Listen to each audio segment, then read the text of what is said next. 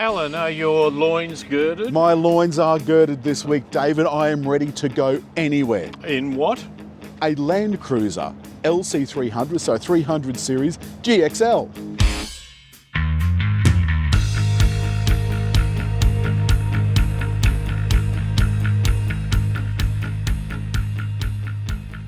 Now, we bought you the base model GX recently, and that starts at a shade under $90,000. David, what's the price on this one?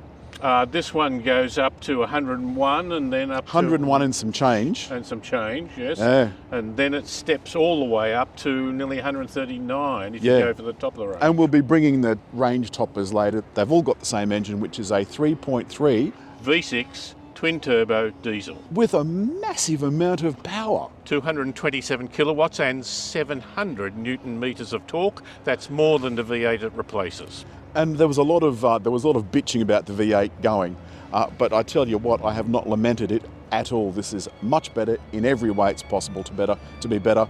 It's nicer to drive, sounds nicer, more economical, etc., etc. Yes, it improves 6.3% more economical on the combined cycle as rated. Yep. We get 18-inch wheels on this model, up from 17-inch on the previous model, and then we're 18-inch all the way through the range, with only one of the range toppers getting 20-inch.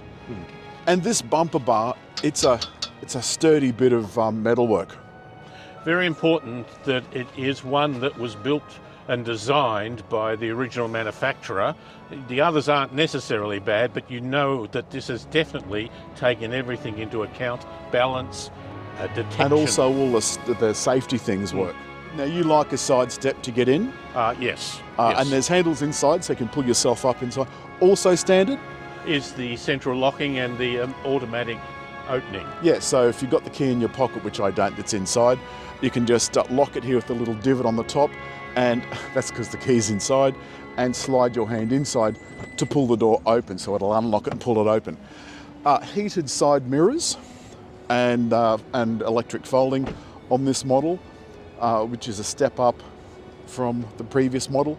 The other thing is privacy glass, so that you can be VIP'd in the back, David.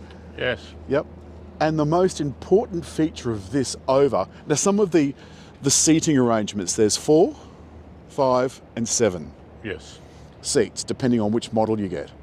GX, GLX. Yeah, so GX, GXL, VX, Sahara, ZR Sport and Sahara ZX, I think it is. Yeah. And they get progressively posher as you get up, so you're talking another nearly $40,000. And as David pointed out, all of these things are Toyota accessories, which means they come from a dealer and they're warranted by your dealer, which I think is the important thing. So not only do they work, but they're warranted. Bit of use of aluminium around in certain places. It's lost a little bit of weight. Alan, I've just tried to get into the back. Perhaps you might take your turn at doing it now. I'll get into the second row, but I'm not doing the third row. So first of all, have a look at this. It's an electric button, and so that goes up. Not as high. I think we pointed this out as previous models, so I'm just a shade under 6 foot. Anybody else would. But have a look with the third row up. Have a look at how much space you haven't got in the back. A small hatchback would be embarrassed by that. Remember, releasing them is a fairly easy affair. Like you've got these straps, which are allegedly to pull it up with, but you can't reach them from inside. Now that's a lovely big flat floor. However, come and have a look at the back seat. This is the back seat, and it's a 2-part bit. It's the seat back and the seat. So I've had to get into the car and fold that up separately.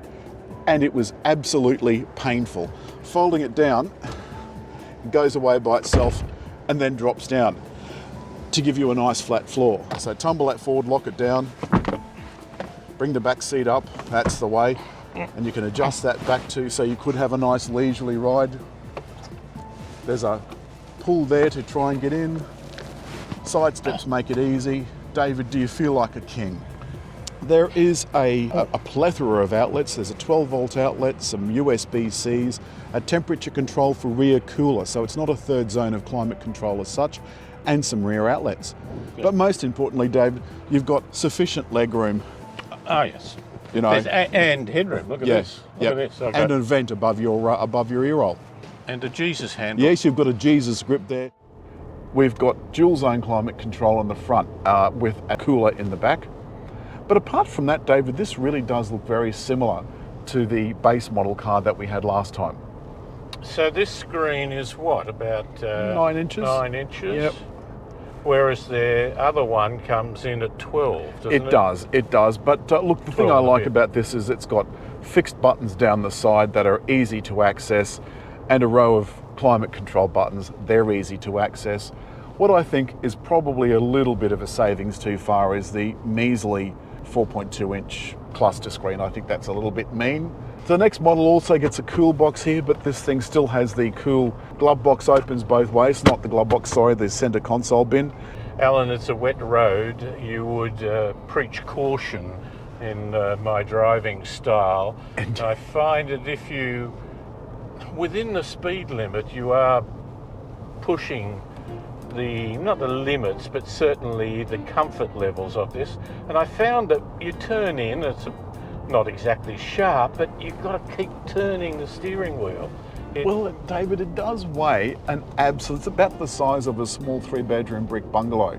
This has quite a bit of body roll. The main reason for that, of course, is this is an off-road car made to be off-road first and foremost. The rest of it is almost ancillary. So it's better and it's more fuel efficient, as you say, and it works through a 10-speed gearbox. And of course there's drive modes as well.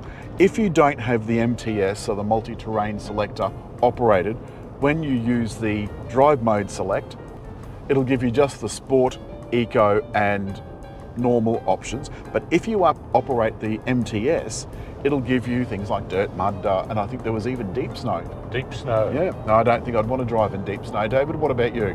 No, deep snow reminds me of being in a difficult situation. I just think of Jack Nicholson in a remote hotel with an axe. It's not a place I want to go. It has lane keep assist, which is one of the less desirable systems. Well, it's one of the things that you need for 5 stars, but it doesn't make a distinction between braking and steering. So this does not have active assistance, which really frosts our cookies, doesn't it, David? Look, it works on the principle of not correcting the steering wheel but braking a wheel. Brakes the wheel opposite the one that's crossing the line. Now the heavens have just opened. I put it to you, in some cases that's unsafe. Now, but it does have smart cruise control. Our headlights have come on because they're automatic. The wipers, as we pointed out, are not automatic, they're intermittent. So I suppose it's automatic of a sort. But on this not very nice bitumen, I think the ride is absolutely superb. And quiet. We've had the variety of road surfaces, and you're not starkly hit by their differences. They've worked hard on the quietness, and I think they've done very well. The only thing we can hear is the very heavy pitter-patter of rain against our windscreen, which works very nice to send you off to sleep overnight, but not so great when you're trying to drive. But Alan, it's pouring. The windscreen wipers are quiet. Yeah, very quiet. And I think that's one of the things that Toyota has done really well in all of their new models, is they've made a concerted effort to consider the passengers. With that accessory pod attachment thing on top that you can tie stuff to, it's made the wind noise up there really, really, really loud. Yes. I mean, generally this is great. The instrumentation, I think, is absolutely beautiful. I'm glad they've got the climate control out and a separate array. And I'm glad the cruise control is now on the steering wheel 100% instead of being on that awful, do you remember the stalk Toyotas used to have? And when you click it, one gentle click, it goes up 1 kilometre an hour at a time. Yeah, and if you press and hold, it goes up 5. Yep. Yeah, so it's very easy to operate. Final thoughts, David. Final thoughts on the GXL. We've ranted quite enough, I think. It has evolved. It is clearly using more modern technology, a V6 that performs better than a V8. Beautiful. 10-speed gearbox. It's more technology.